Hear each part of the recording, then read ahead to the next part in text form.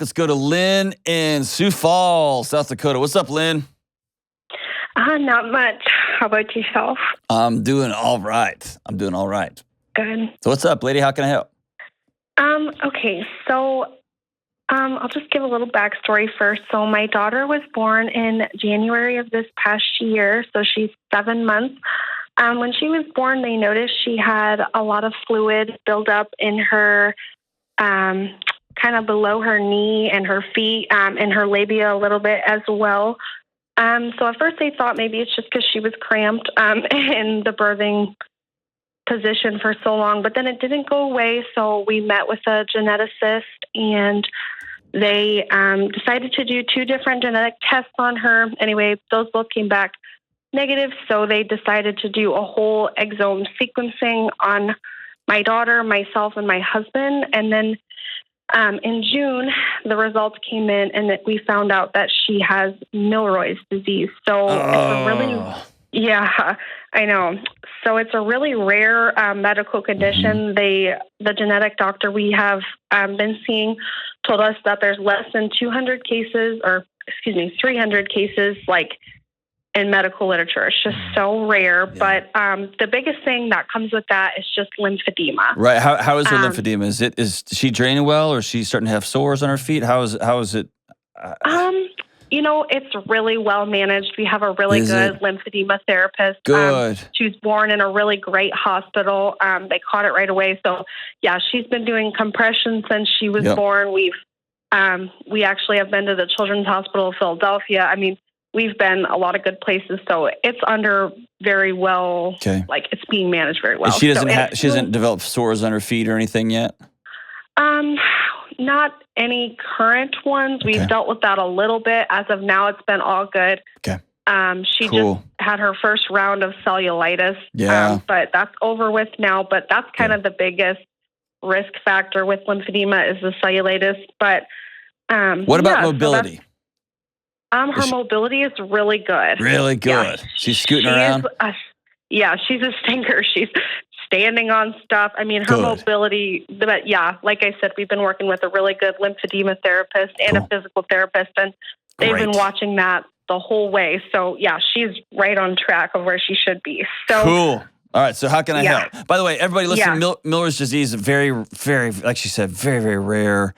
Just a dysfunction of the lymphatic system. And I don't know enough about it to talk with any sort of eloquence about it, but we have fluid drainage systems in our bodies that things get expelled via urine, through our bowels. It's just part of our system. And this very rare disease, you can get over-enlarged feet, legs. Sometimes it's one leg, sometimes it's both feet. What does she have it in both feet? Yeah, Lynn? She has it in both feet, both legs, and then it's in her hands and arms slightly as well. Not to the point yet where she has to wear compression garments, but yeah, mainly in both her legs, and then her right leg is actually a little bit worse than her left. Okay. So, All right. Okay, so you are here. How can I help? Yep. So yeah, my question is, I'm trying to make it as much as one question as possible, but there's kind of a couple little parts to it. So how do we teach her how important it is as she gets older to basically self-manage her lymphedema, and how do we best just really imprint it on her heart that she's just so beautiful? And then as her mom, I am the carrier of it. I have the disease as well. I have no symptoms, which 10 to 15% of people that have it have no symptoms. I have no symptoms. How do I deal with the guilt of giving that to her? I'm writing myself a note here. All of this starts with that. Okay. You have to be very direct with yourself. Are you married? Yes. Yep. Okay. You like who you're married to? He's a good guy. Yeah. All right. He's good. He's the positive. I'm the worrier. So you have to be very direct with yourself and with him and your adult community about dealing with your guilt. Okay? Okay.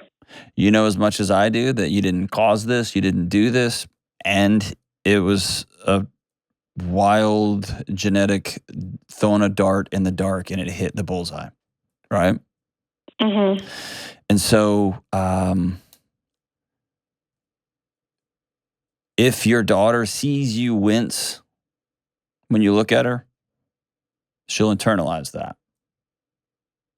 If your daughter sees you cry or to somehow harbor guilt, this is my fault, I can't believe I did this, children will make that disconnection their fault, and she'll try to solve it in a million different ways. So the greatest gift out of the gate you can give this little girl is to make peace with yourself and make peace with your body. And I also know that's a tall order, okay? I'm not saying that's easy. It's a similar conversation I have to people who accidentally hit their kid with a car or who hurt their child or accidentally drop, whatever the thing happens to be. It's making peace, not making it go away, but making peace. This happened, okay? And I have permission to be sad. I'm going to do that with my counselor. I'm going to do that with my husband. I'm going to do that with my friends. And then I'm going to be in this moment, and then I'm going to go about being the best freaking mom who's ever lived, which I'm pretty sure you are. Cool? Yep. Okay. So step number 1, we're going to deal with our anxiousness, and we're going to deal with our guilt. She is not going to do this because that's not her job, right? Mm-hmm. Okay. Yep.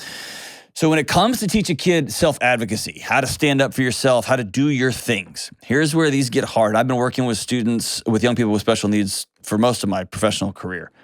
Here's where this is challenging is, there's just a convenience. It'd just be so much faster if I would put your compression socks for you so we can get to this stupid restaurant. And what we do over time is we start to deny our kids, whether they have special needs or exceptionalities, or they're just a regular old square in the middle of the bell curve kid. We rob them of struggle. And when we rob kids of struggle, we rob them of growth and development and resilience. So it's stealing from our kids. For a kid with Milroy's disease, it's going to be harder. It just is.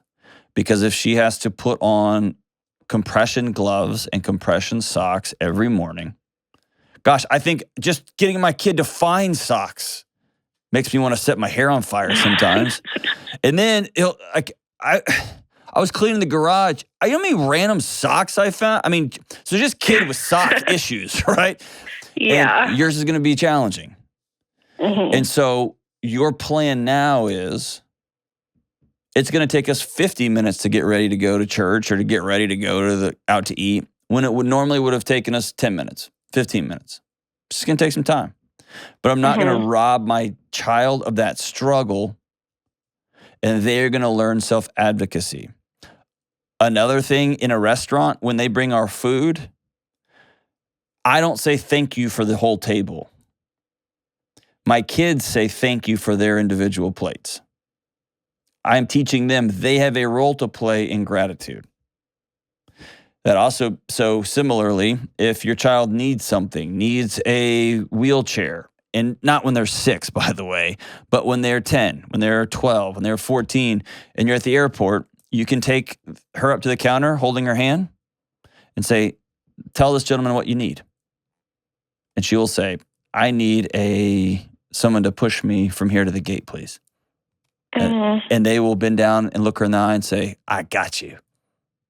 And she will learn the beauty of mom's right here with me. And I just spoke my needs, and this awesome guy is going to make it happen for me. See what I'm saying? Yeah. It'd be that makes sense. So much easier for you just to leave her with dad. You run up there and say, hey, my kid needs a wheelchair in the bed. Gotcha. So much easier. So that means we're going to have to go to the airport 30 minutes early. Right? See what I'm saying? Yeah. So just we're going to slowly incorporate her into her own life. Right? Yeah. And that brings me to this. It's going to sound counterintuitive, okay? Okay. We're going to be very direct about what she has, Might even show her that your leg is different than her legs, that she's got exceptionalities. We're going to call it out, and we're not going to hide it. Okay? Because kids feel when we hide things. And then they feel even more of a big, giant red light bulb in their life than they already do. We're going to focus on what we're going to do, not what we can't do. And, man, we're going to have hard seasons and low times and good seasons and good times, and we're going to make the best childhood we can moving forward. Yeah. So I just made it so easy, right? Go get them, Lynn. No, I'm just taking it all and kind of, I guess, another thing that I just kind of worry about a little bit is, she'll never be able to get a pedicure. Not worry about that, but, she'll never be able to get a pedicure. She'll probably never be able to wear flip-flops. And, when she wears shorts, I'm sure she's going to want to. It's, it gets warm. I just don't want her to feel like the odd one out because she's got these big, compression garments. I just never want her to feel like she's not perfect, the way she is, so and I don't. There's a couple of things here. Don't ever make her carry your baggage. Yeah. Here's what I mean by that. My kid is growing up in a world where there's an African-American president. My kid's growing up in a world where social issues are different, where there's not a table at his school that just has people who listen to country music at it, and then another one that listens to hip-hop, and another one that listens to heavy metal, like my high school did, right? And so when I ask him, where do you sit? And he's like, I don't know, I just sit around.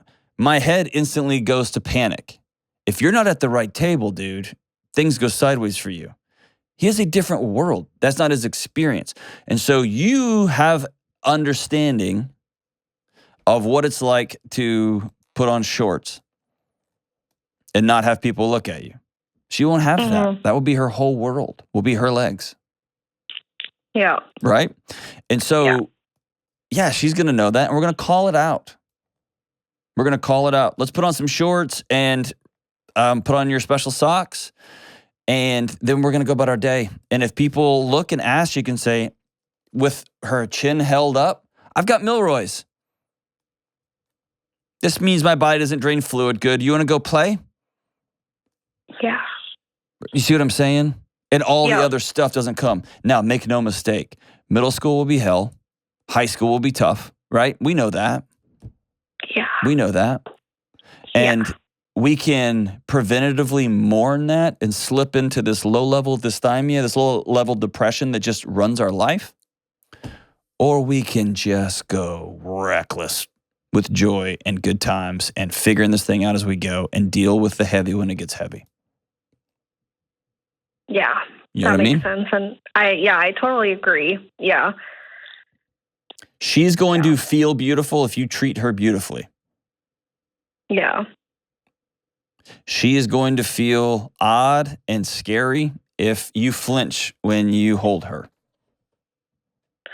Yeah, that's not how it is now. We love her, and I just, I don't, Oh, I just want to. Middle school's going to be awful. Middle school's going to, people are going to ask her questions, but then she's going to find her gang, right? She's going to fall in with her people, and they're going to do their thing. And then there's probably going to be some people who are hyper protective of her. I had a couple of friends like that, but I still am hyper protective of them. Right? And because they're in my gang. They're on my team, right? And she'll find that. But so it's going to be both and. And by then you will have, she will have 5, 10, 12 years of advocacy, of pulling on her own socks, even though it takes forever, of having hard conversations, of asking for support when she needs it. And she's going to be able to it'll hurt, but she's going to be able to move past that nonsense. See what I'm saying? Yeah. Or yes. Maybe move past it later on. Being 12 is just as hard, being 12, right? Yeah. But we're not going to hide our daughter. She's beautiful. Yeah. We're not going to hide her. And we're not going to pre-grieve things that haven't come yet. We're going to live our life as we are. And there's also, my guess is, some pretty extraordinary medical advancements that are on the way, right? Yeah. Even from 20 years ago. It sounds like there's a lot of, new things and good things. Absolutely. So let's keep our heads up. And when we get sad, we're going to go to adults with that sadness, and we're not going to throw things that our kids have to carry for us. And we're going to be honest and not hide anything. This is what this is. You were just shorter than the other kids. You suffer from Milroy's. You're not going to be able to wear flip-flops. What would flip-flops be like? They're fine, but you can't run in them. Yeah. And plus, I've never got a pedicure, Lynn, and my life's relatively fine. I would feel sorry for getting a pedicure for me would be like Dumb and Dumber. It would not be pleasant for anybody doing my pedicure. But, I know that's something dumb, but no. But it's an experience that mom wants to have with her daughter. Yeah. Okay. This brings me to the last thing I'm gonna tell you. Then I'm gonna let you go. Okay. Okay. When you found out you were pregnant, the picture machine started. Mm-hmm. And when you found out you were having a little girl, you started thinking about what it's going to be like when she brings some idiot home from college. You started thinking about what Thanksgiving was going to be like. You thought about the wedding. You thought about all that stuff because you're normal and you love your kid. Mm-hmm. And then she was born. And then there was some challenges, and there was a testing and more doctor visits and more testing. And then they sat you down and said, hey, actually, there's this genetic thing. And all of those pictures have blown up. But what most of us do is we go about our day comparing our reality with those pictures that we made up before we even had all the details. Mm-hmm. And it's that energy expenditure that wears us out. And so the energy is much better spent moving forward. Yeah, I had a picture, man, of what this is going to look like. Not going to happen. It's going to be different. Like I'm going to take her to get pedicures every Saturday. Honey, you got to make way more money because we're doing this together. It's not going to happen. So what is going to happen? That becomes, oh, man, every Sunday we're going to the beach. We're going to the water. We're going swimming. We're going to whatever the thing is. The mother-daughter time will still be, right? So you see what I'm saying? It's just adjusting that picture. Yes. And it's so hard. Mm-hmm. I would recommend writing a letter to that old picture. Here's what I thought was going to happen. You may even start a journal that she's going to be able to read someday. When things get heavy, and she'll know just how much mom loved her. Okay. But I can do that. But writing something down that says, I had this picture. I thought we were going to get a bunch of pedicures together. I just had pictures of us running in the beach in our flip-flops and having cute toes. And I just said the word cute toes, and so my brain malfunctioned a bit. But I had this thing, and it's not going to happen. So now what? Now what? Most of us spend so much energy, myself included, Lynn, going back and trying to edit sentences that have already been written. They've got exclamation points or periods at the end of them. They're over. And I keep going back. I wish I hadn't have said that. I wish I hadn't have done that. I wish this could be different. I wish my kids could. I wish me and my wife could. They're over. It's over. The only thing I can affect is what's going to happen moving forward. I thought this was going to be that way. It's not. So now it's going to be like this. And the one thing in the world I can choose that I get to own is that gap between what is reality and what could be. I get to choose what going forward looks like. And you can too.